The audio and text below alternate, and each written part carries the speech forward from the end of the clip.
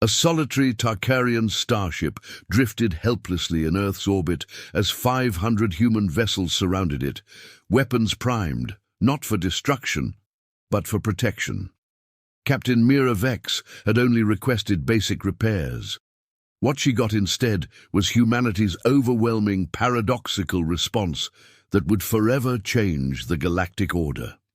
Before we dive into this story, drop a quick hi in the comments and tell me where you're watching from. I always love chatting with you, and it really helps support the channel.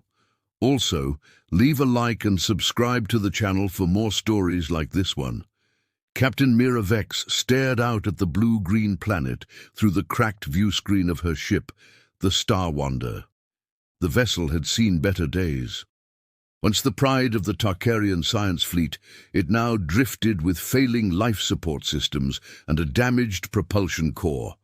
Earth was supposed to be a primitive backwater world, barely worth noting on galactic charts, an ideal place to make emergency repairs without attracting unwanted attention. "Status report," Mira said, her violet eyes fixed on the approaching space station. It was crude by Tarkarian standards, all angular metal and obvious welding points, but it was their only hope. "Life support at 28% and falling," replied Zenith, her first officer. His grey skin had taken on an unhealthy pale hue in the emergency lighting. "Propulsion core is completely offline. Communications are functional but degraded. Open a channel to the Earth station. Standard first contact protocols." Zenith hesitated. "Captain, are you certain? The Galactic Council explicitly forbids contact with pre-integration species. Earth hasn't even established colonies beyond their moon." Mira's antennae twitched with irritation. "We have no choice. We'll never reach the nearest outpost with our systems failing. Besides, we only need basic materials and repairs. We'll minimize exposure and be on our way." She straightened her uniform and activated the communications array herself. "This is Captain Mira Vex of the Tarkarian research vessel Star Wander. We require emergency assistance. Our systems are failing, and we seek permission to dock for repairs." The response came after a tense 30 seconds of static.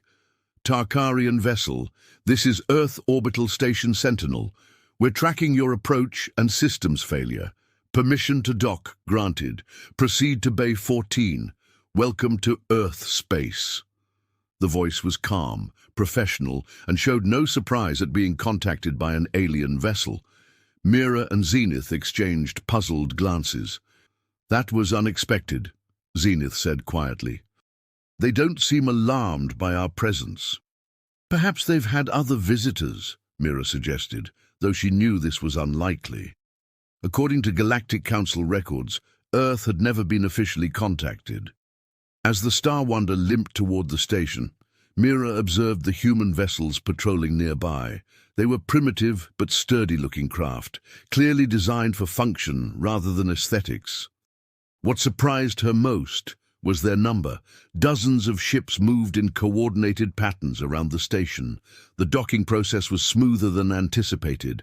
Magnetic clamps engaged with gentle precision, and pressurization systems activated automatically. Mira felt a slight tremor as their ship connected with the station.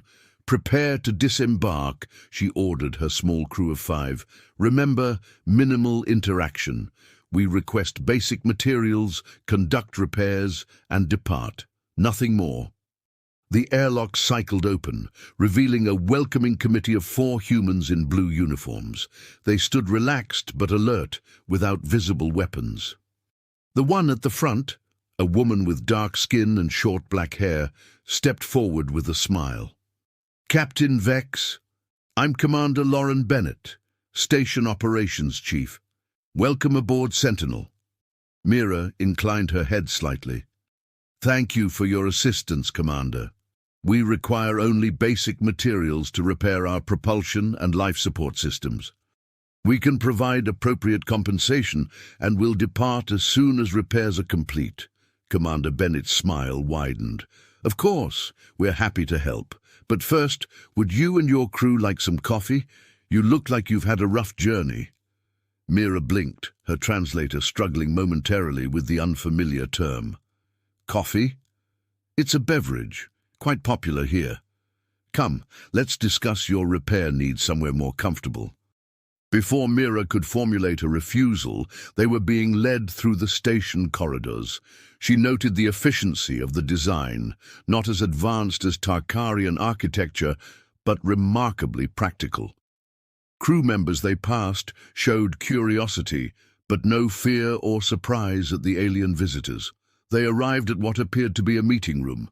A large viewport offered a stunning view of Earth, and a table was already set with steaming cups of a dark liquid, coffee presumably, and various food items.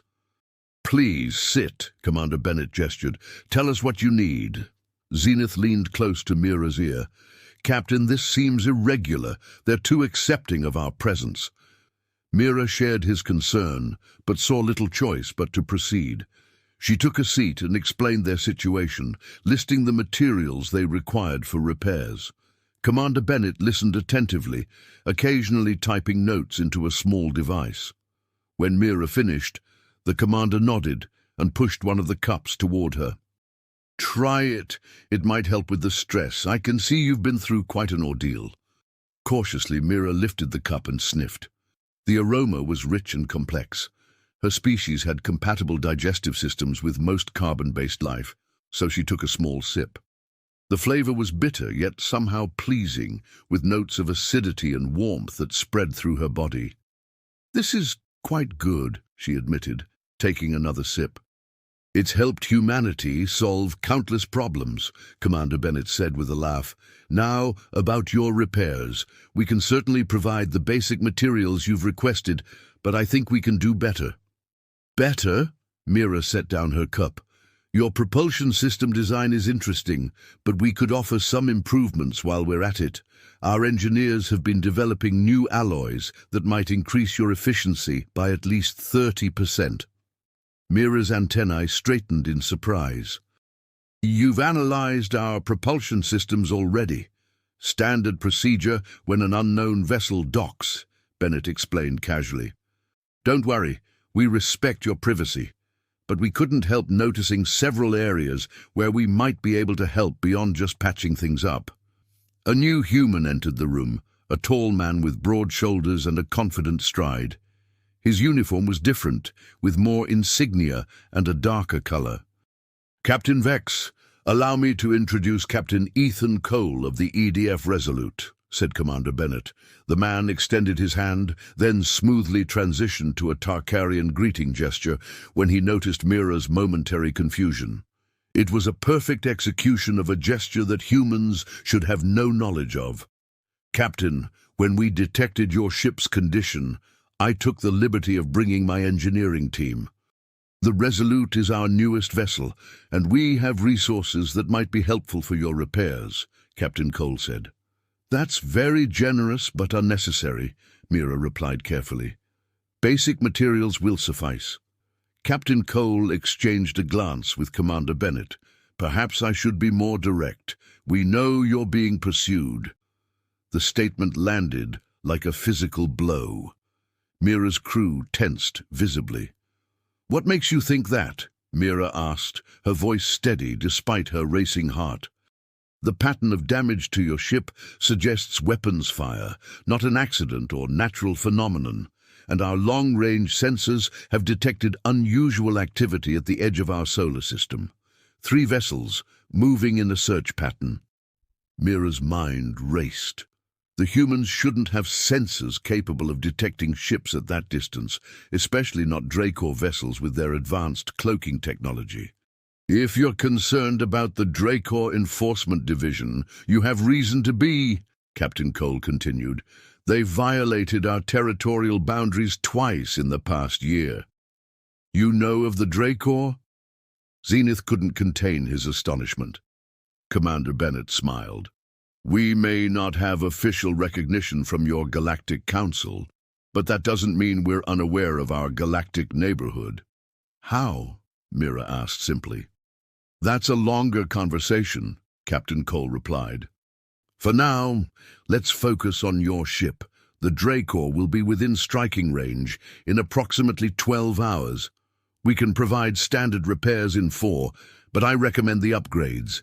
They'll give you a fighting chance if you're intercepted. Mira felt cornered. The humans knew far more than they should, and now they were offering help against the Dracor, the most feared enforcement agency in the galaxy.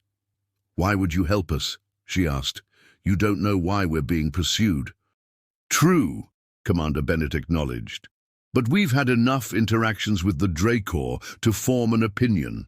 They're not exactly diplomats, and anyone they're chasing this intently has information we might find valuable." There it was, the real reason for their generosity. Information exchange. "What do you want to know?" Mira asked directly. "Everything you're willing to share," Captain Cole said with disarming honesty. "But that's secondary. Our primary offer of assistance comes with no strings attached. It's what we do." As if on cue, an alert sounded. A young officer rushed into the room and whispered something to Commander Bennett, whose expression darkened. "It seems our timeline has shortened. The Dracor vessels have accelerated and will arrive in approximately 6 hours. Captain Cole stood immediately. "Then we'd better get to work. Captain Vex, my engineering team is at your disposal. Commander Bennett will coordinate the material transfers. With your permission, we'll begin immediately." Mira found herself nodding, still processing the implications of everything she'd learned in the past few minutes. As the humans sprang into action with practiced efficiency, she realized she'd severely underestimated Earth and its inhabitants. Within an hour, the Star Wander's docking bay was a flurry of activity. Human engineers worked alongside her crew, their expertise evident as they quickly assessed and began repairing critical systems. The materials they provided were not the basic components Mira had requested, but advanced alloys and components that surpassed even Tarkarian technology in some aspects.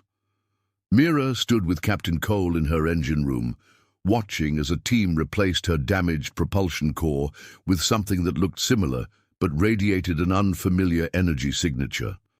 "What exactly is that?" she asked, pointing to the new core. "We call it a fusion pulse drive. It's based on principles similar to your original design, but with significantly improved efficiency. You'll find it provides approximately 40% more thrust with 20% less energy consumption. This technology isn't consistent with your civilization's development stage," Mira said bluntly. Captain Cole smiled. "Perhaps your information about Earth is outdated. Or perhaps you've had help," she countered. His expression remained neutral. "Let's just say humanity is good at adapting and improving upon ideas we encounter. It's one of our strengths."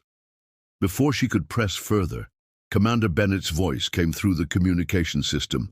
"Captain Cole, we have a situation. Long-range sensors confirm the Dracor vessels have adjusted course directly toward the station. They're no longer searching. They know exactly where the Star Wander is located." "Undi, how is that possible?" Mira demanded. "Our identification transponder is disabled." Captain Cole's expression hardened. "They must have placed a tracking device on your hull. Our scans didn't detect it because we weren't looking for Dracor technology specifically." "We need to find it immediately," Mira said, already moving toward the exit. "Already on it," Captain Cole replied, following her. "I've dispatched EVA teams with specialized scanning equipment." They rushed to the bridge, where Zenith was coordinating with the human engineers to restore the weapons systems. The view screen showed several humans in spacesuits methodically examining the Star Wander's hull. "Captain, I don't understand how they found us so quickly," Zenith said as they entered. "The Dracor shouldn't even know we came to Earth." "Unless they've been monitoring Earth already," Captain Cole suggested. His communication device chimed, and he raised it to his ear. "Cole here." "Found it? Good. Remove it immediately and bring it aboard for analysis." He turned to Mira. "EVA team located a quantum resonance tracker embedded in your forward sensor array. Very sophisticated. designed to activate only when in proximity to a populated system. The Dracor planned for us to seek help, Mira realized. They knew we'd have to stop somewhere.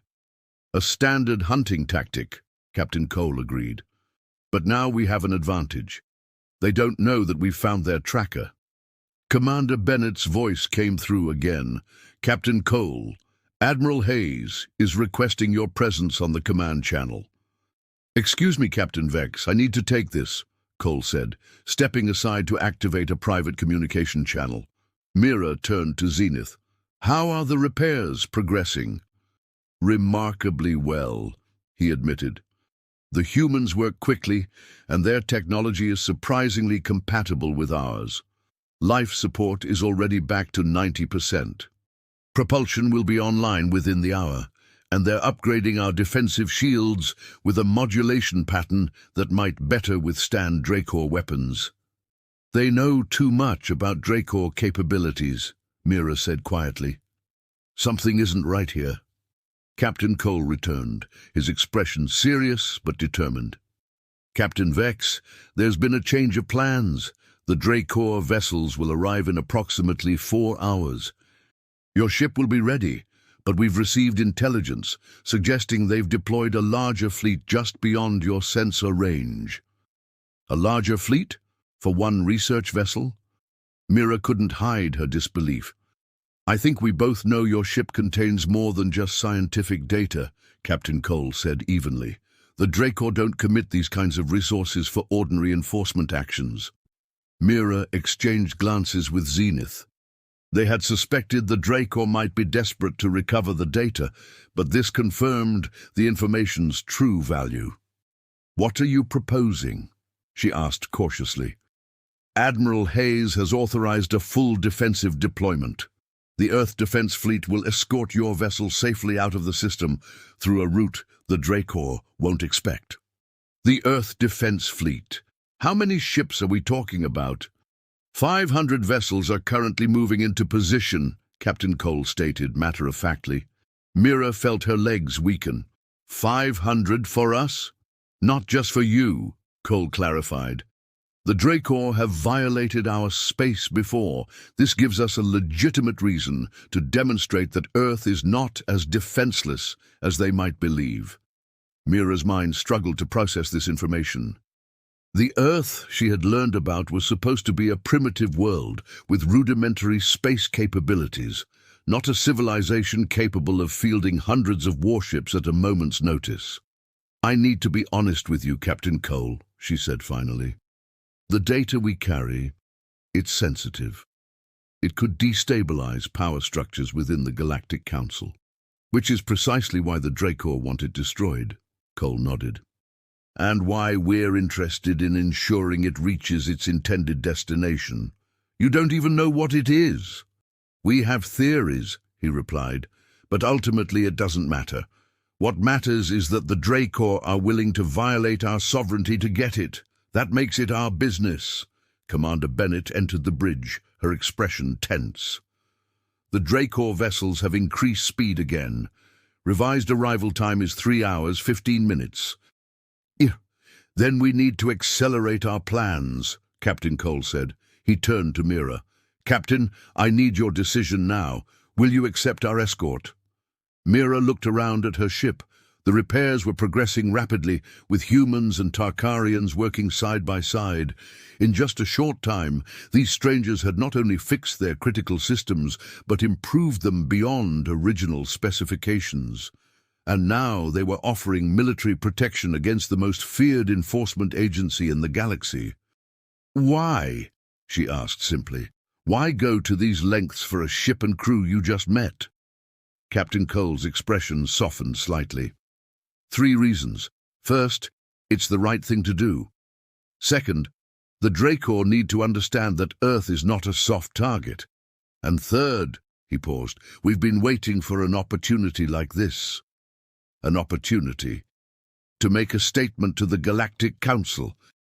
We know they've been deliberately keeping us isolated, classified as a pre-integration species, despite clear evidence to the contrary. This is our chance to demonstrate that we deserve a place at the table. Mira finally understood. Earth wasn't seeking just an information exchange. They wanted recognition, and her ship's predicament offered the perfect opportunity. "Very well, Captain Cole.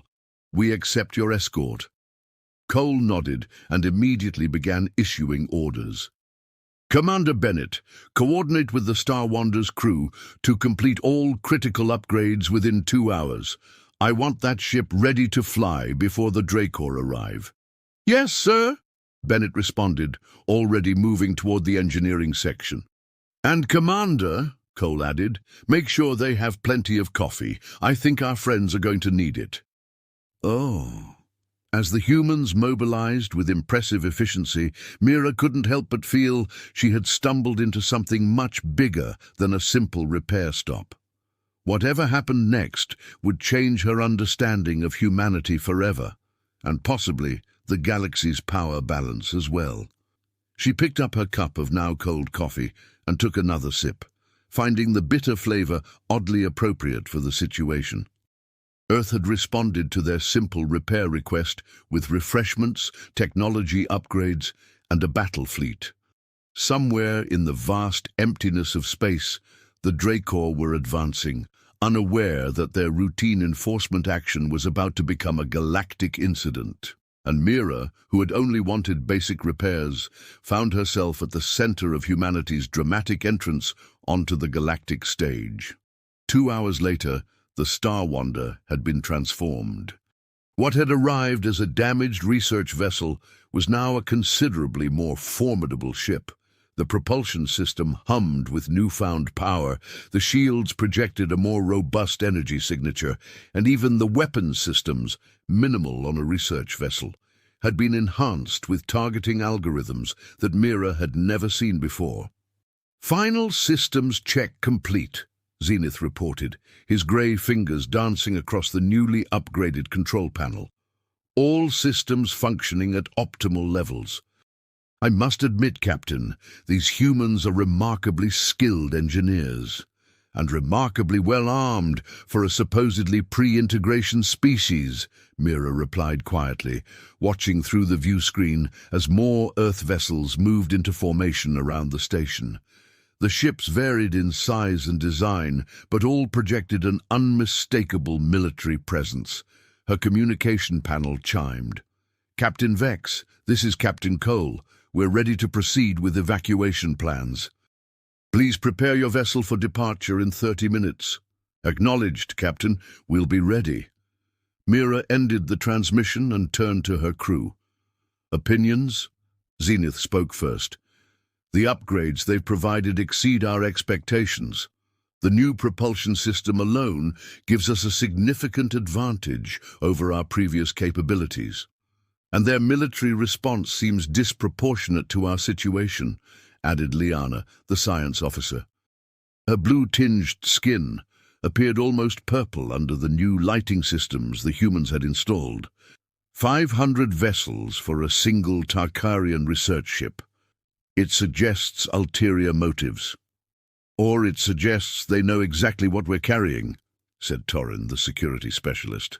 Unlike the others, his blocky build and crimson markings revealed his mixed heritage, part Tarkarian, part Rendari. The question is, how do they know? Mira had been wondering the same thing. The data they carried was classified at the highest levels of the Tarkarian Science Council. Only a handful of individuals knew the true nature of their mission. It doesn't matter how they know, she decided. What matters is that they're offering help when we desperately need it, and right now the Dracor are the greater threat. The bridge door slid open, revealing Commander Bennett with a fresh carafe of coffee and several cups. "Thought you might need a refill before departure," she said, setting down the tray. "The next few hours could get intense." Mira accepted a cup gratefully. The human beverage had grown on her quickly. "Thank you, Commander. Your hospitality has been unexpected but appreciated." Bennett smiled. "We may not be officially recognized by your Galactic Council, but we still understand the concept of helping those in need." As she paused, glancing at the data terminal where Mira's crew had been analyzing the upgrades, I hope you're finding everything satisfactory. More than satisfactory, Mira admitted. Your technology is surprisingly advanced in certain areas, particularly your shield modulation techniques and propulsion efficiency. We've had good teachers, Bennett said cryptically, then checked her communication device. Captain Cole is requesting your presence in the tactical room. We're finalizing the escort formation. Mira followed Commander Bennett through the station corridors, noting the increased activity. Station personnel moved with purpose, and she glimpsed weapons being distributed at security checkpoints. You're preparing for possible attack, she observed. Standard procedure, Bennett replied without breaking stride. The Dracor have a reputation for being thorough. If they trace your ship to our station, they might not be satisfied with just pursuing you. They entered the tactical room, where Captain Cole stood before a three-dimensional display showing the solar system. Dozens of blue markers indicated Earth vessels, forming a protective bubble around a green marker that represented the Star Wander. 3 red markers approached from the system's edge. Captain Vex, good timing, Cole said, gesturing her forward. We've finalized our escort plan. Your ship will depart in 20 minutes, accompanied by a squadron of our fastest vessels. The main fleet will create a diversion here. He pointed to a location near Jupiter, making it appear that you're heading toward the outer system. Meanwhile, your actual course will take you past Venus and then into this region. The display highlighted a seemingly empty area of space. There's nothing there, Mira observed. Not on standard scans, Cole agreed with a slight smile. We've discovered what appears to be a localized space-time anomaly. Our scientists believe it's a natural phenomenon, a sort of slipstream that can accelerate a vessel beyond normal propulsion capabilities. A natural wormhole? Mira asked. Her scientific curiosity piqued despite the situation. Not exactly. More like a river of accelerated space-time. We've used it several times to quickly move ships to the edge of our system. The Dracor are unaware of its existence. That's how you've managed to establish a presence beyond your system without detection, Mira realized. You've been using this phenomenon to extend your reach. Cole's expression remained neutral. We use every advantage available to us, Captain. Now let's discuss the specifics of the escort formation. For the next 15 minutes, they reviewed the plan in detail. The Earth defense strategy was sophisticated and accounted for multiple contingencies. Mira found herself impressed not just with their technology, but with their tactical thinking. As they concluded, an alarm sounded through the station. A young officer burst into the room. Captain Cole, the Dracor vessels have accelerated again. New arrival estimate is 58 minutes. Cole's expression hardened. They must have received new orders. We need to move now. He turned to Mira. Captain, return to your ship immediately. We're advancing the timeline. What about the repairs still in progress? Mira asked. All critical systems are operational, Commander Bennett assured her. The remaining upgrades were supplementary. Your ship is ready. As they hurried back toward the docking bay, Mira's mind raced. The Dracor's sudden acceleration suggested they knew exactly what was happening. But how? The tracker had been removed. Captain Cole, she said as they walked, is it possible there was more than one tracking device on my ship? Cole exchanged a glance with Bennett. We considered that possibility and ran multiple scans. Nothing else was detected. But the Dracor are resourceful. They reached the docking bay, where Mira's crew was already making final preparations for departure. Human engineers were disconnecting equipment and clearing the area. We're ready, Captain, Zenith reported as Mira approached. Cole extended his hand in the human gesture of farewell. Good luck, Captain Vex. Follow the escort squadron precisely. They'll guide you through the slipstream. Mira clasped his hand, mimicking the gesture. Thank you for everything, Captain Cole. I won't forget Earth's generosity. One more thing. Cole said, handing her a small metal container. "A supply of coffee beans. I have a feeling you might develop quite a fondness for it." Mira accepted the gift with genuine appreciation. A valuable addition to our supplies. As her crew boarded the Starwander, Commander Bennett approached with one final item, a data crystal. "Technical specifications for the upgrades we've installed," she explained, "and a little something extra that might prove useful in your travels." Mira pocketed the crystal, suspecting it contained far more than technical specifications. "Thank you, Commander."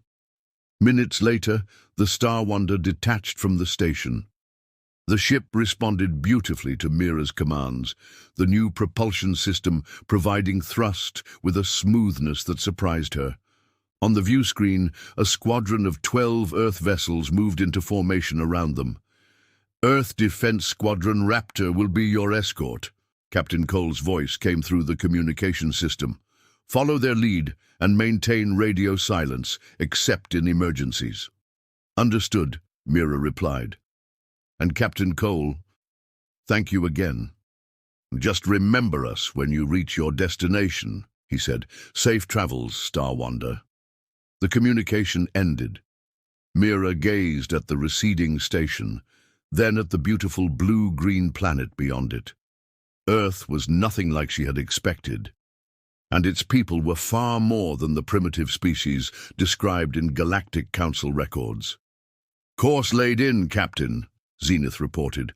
"The Earth Squadron is signaling ready." "Then let's not keep them waiting," Mira said, settling into her command chair. "Full thrust." The Starwander accelerated smoothly, falling into formation with the Earth vessels. They moved away from the station in a tight group, heading toward the inner system as planned. In the distance, hundreds of other Earth ships were moving into defensive positions, creating the diversion that would hopefully mislead the approaching Dracor vessels. As they passed the orbit of Earth's moon, Liana spoke from her science station. "Captain, I'm detecting unusual energy signatures from our escort vessels. They appear to be projecting some kind of masking field."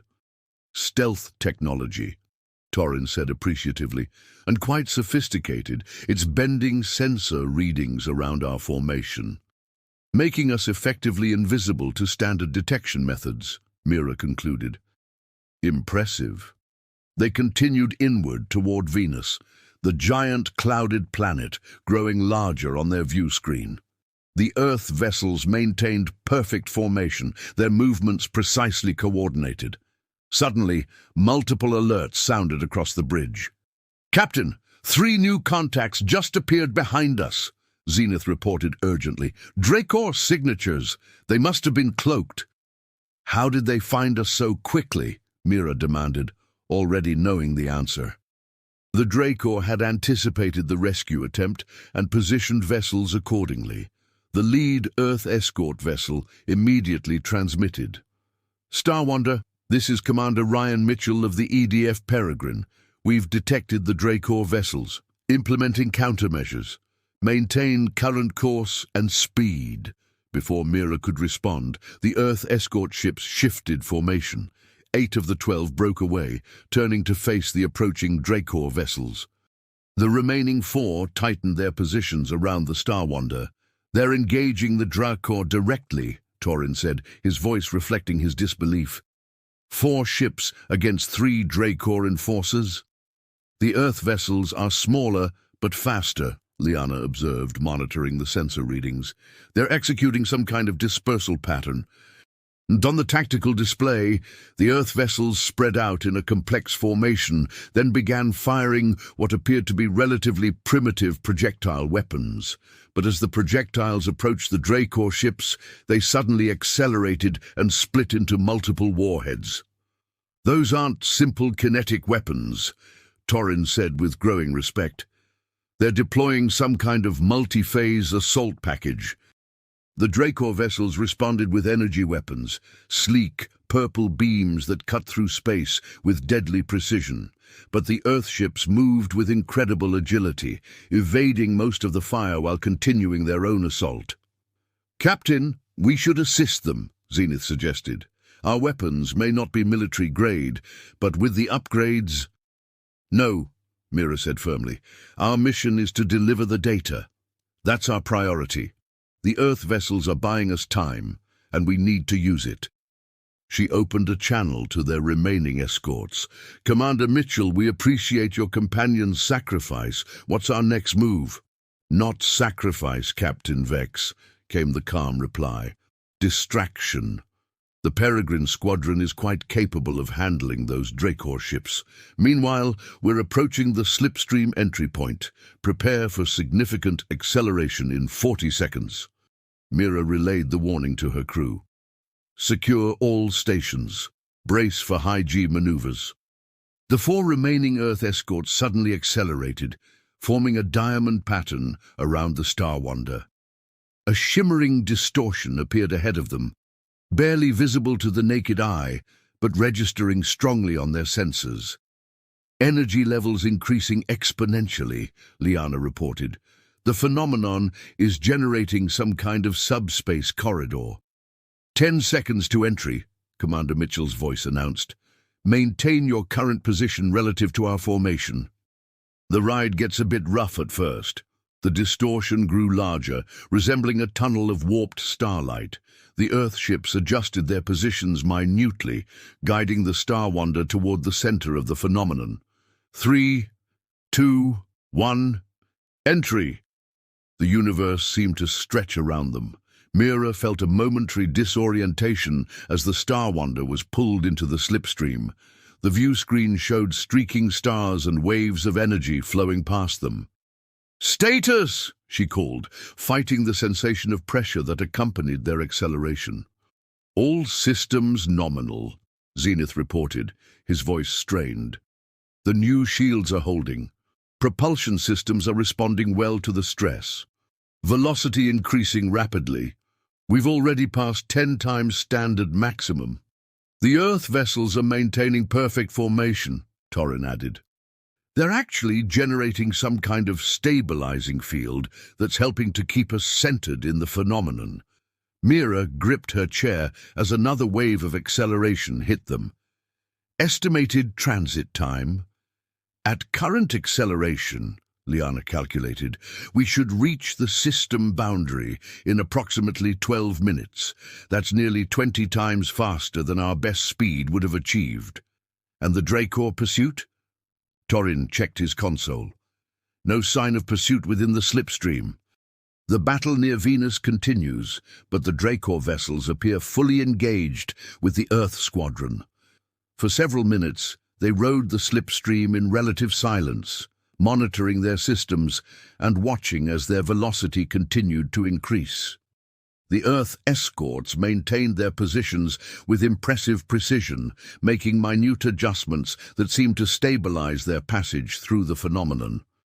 "Captain," Liana suddenly called, "I've been analyzing the data Crystal Commander Bennett gave us. It contains far more than technical specifications."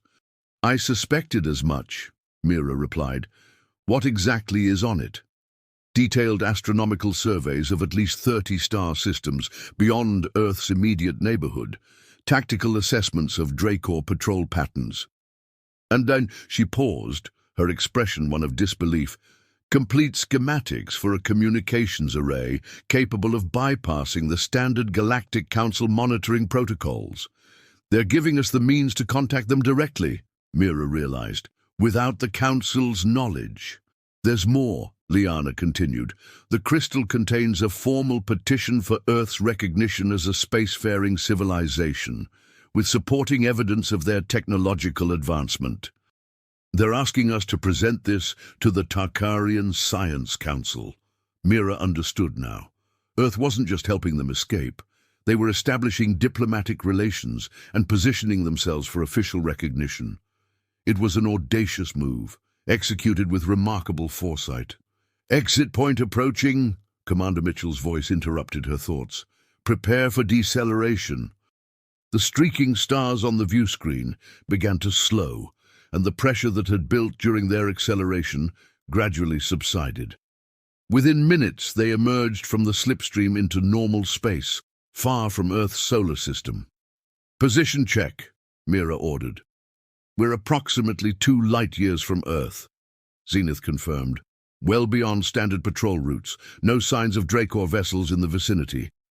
And as the Earth escorts maintained their formation around the Star Wander, their engines pulsing with steady blue light. Captain Vex, this is Commander Mitchell. Transit successful. We've delivered you safely beyond Dracor sensor range. From here, you should be able to proceed to your destination without further interference. Thank you, Commander. Your assistance has been invaluable. One final gift before we depart, Mitchell said. A data packet transferred to the Star Wander's computer. Coordinates for several other slipstream phenomena we've mapped in this sector. They might prove useful in your journey. Earth's generosity continues to surprise me, Mira said sincerely. We believe in building bridges, Captain. Or in this case, highways. There was a smile in Mitchell's voice. The Peregrine Squadron reports that the Dracor vessels have broken off engagement and are regrouping. They suffered significant damage and appear to be retreating. Earth vessels defeated Dracor enforcers. Torin couldn't contain his astonishment. Not defeated, Mitchell corrected. Discouraged. There's a difference. The Dracor will be back, but they'll be more cautious next time, and that caution buys us all valuable time. What will you do now? Mira asked. Return to Earth and prepare. The Dracor won't take this encounter lightly, but neither will we. Captain Cole sends his regards and reminds you that Earth would appreciate being remembered favorably when you reach your destination. Tell Captain Cole that the Tarkarian Science Council will receive a complete and accurate report of Earth's assistance, including the remarkable upgrades and escort. Safe travels, Star Wander. Earth Defense Squadron Raptor returning to base. The 4 escorts broke formation, executing a synchronized turn that Mira found oddly beautiful in its precision. As they accelerated back toward the slipstream entry point, she watched them with newfound respect. Plot a course to the rendezvous coordinates, she ordered Zenith. Best speed. Course plotted. The new propulsion system is performing exceptionally well. Estimated arrival time is 27 hours, nearly half our previous best time. Mira settled back in her command chair, contemplating everything that had transpired in the past day. What had begun as a desperate search for simple repairs had turned into a diplomatic first contact with profound implications. Earth, far from being the primitive backwater described in council records, was a sophisticated civilization with technology that rivaled or exceeded many council members in certain areas. Captain, Liana approached, holding a steaming cup. I took the liberty of preparing more of the Earth beverage. Coffee. It seems to help with mental clarity. Mira accepted the cup with a nod of thanks. The rich aroma had already become familiar and comforting. Thoughts on our encounter, Liana? The science officer considered carefully before responding. I believe we've witnessed something historic, Captain. Earth has been deliberately misclassified in council records. Their level of technological advancement and organizational capability suggests they've been spacefaring for much longer than officially acknowledged. The question is why, Torin added, joining the conversation. Why would the council maintain Earth's pre-integration status when they clearly qualify for recognition? Fear, Mira said simply, sipping her coffee. Earth is unique among known civilizations. They've developed in isolation, taking different technological paths than most council species. Their solutions to problems are unconventional, unpredictable, and effective, Zenith pointed out. Their shield modulation techniques alone represent an approach I've never encountered before. The council prefers stability and predictability, Mira continued. Earth represents a variable they can't easily control, so they've chosen to pretend Earth isn't ready for integration, hoping to delay the inevitable. But now, they've helped us escape with data that could destabilize council power structures, Liana said. Was that wise of them? Mira smiled slightly. I think they knew exactly what they were doing, By helping us, they've established a relationship with the Tarkarian Science Council, potentially gaining an ally among the Council species. And by demonstrating their military capabilities against the Dracor, they've announced their presence on the galactic stage in a way that can't be ignored. All because we needed simple repairs, Zenith said, with a hint of wonder in his voice. And they responded with coffee, upgrades, and a fully armed fleet, Mira finished. She raised her cup in a gesture she'd learned from Captain Cole. To Earth, I suspect the galaxy is about to become a much more interesting place. Her crew mimicked the gesture with their own cups, the aroma of coffee filling the bridge of the Star Wander as they accelerated toward their destination, carrying data that would change the balance of power in the Galactic Council, and evidence of a civilization that could no longer be ignored. 6 weeks later, in the central chamber of the Tarkarian Science Council, Mira stood before the assembled representatives. She had just finished presenting her report, including detailed accounts of Earth's technological capabilities and military response to the Dracor threat. "This is deeply concerning," said Council Elder Varin, his ancient face creased with worry. "If your report is accurate, Earth has been developing capabilities far beyond what our surveys have indicated."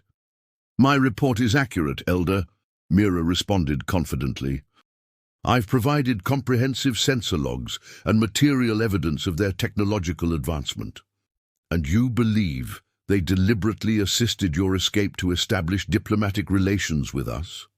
asked Councillor Therin, a younger Tarkarian with progressive leanings. "Without question, they provided us with a formal petition for recognition, along with substantial evidence supporting their claim to spacefaring status." The council chamber fell silent as the representatives considered the implications.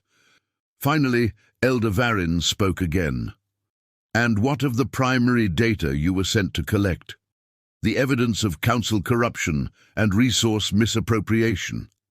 "Safely delivered and already being analyzed by the Integrity Division," Mira confirmed. "The Earth encounter was unexpected, but ultimately beneficial to our mission. Without their assistance, the Dracor would have intercepted us, and the data would have been lost."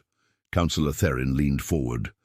"I propose we formally acknowledge Earth's assistance and initiate diplomatic discussions regarding their petition for recognition." Several councillors nodded in agreement, while others looked uncertain. "This requires careful consideration," Elder Varin cautioned. "Earth's rapid advancement represents a significant shift in the galactic balance. We cannot rush into formal recognition without understanding the full implications." "With respect, Elder," Mira said, "I believe delay would be unwise. Earth has already demonstrated both their capabilities and their willingness to act independently of Council oversight. They defeated Dracor enforcers in direct combat. They possess technology that in some areas exceeds our own, and they have mapped natural phenomena that give them strategic mobility throughout the sector." She paused, letting her words sink in. "They don't need our recognition to become a galactic power.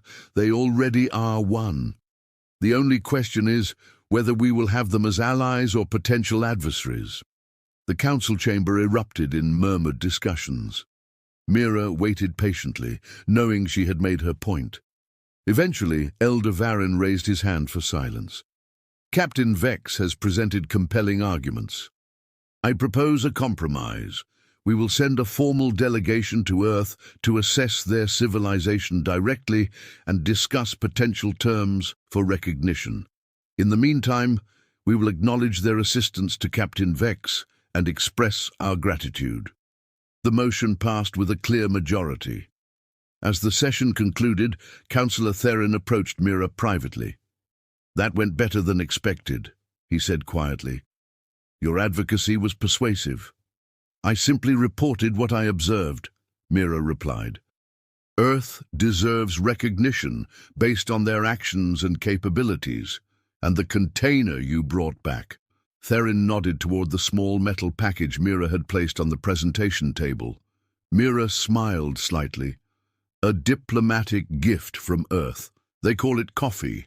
I found it extraordinarily helpful for clarity of thought. Perhaps the Council would benefit from trying it before the delegation departs.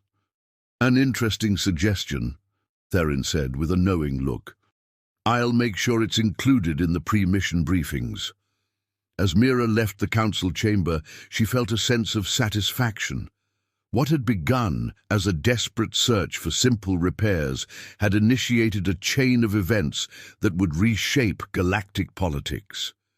Earth would soon take its rightful place among the recognized spacefaring civilizations, bringing their unique perspective and innovative approaches to the Galactic Council. And it had all started with a cup of coffee and an unexpected generosity that went far beyond the repairs they had needed. Humanity, it seemed, had a habit of exceeding expectations in the most surprising ways.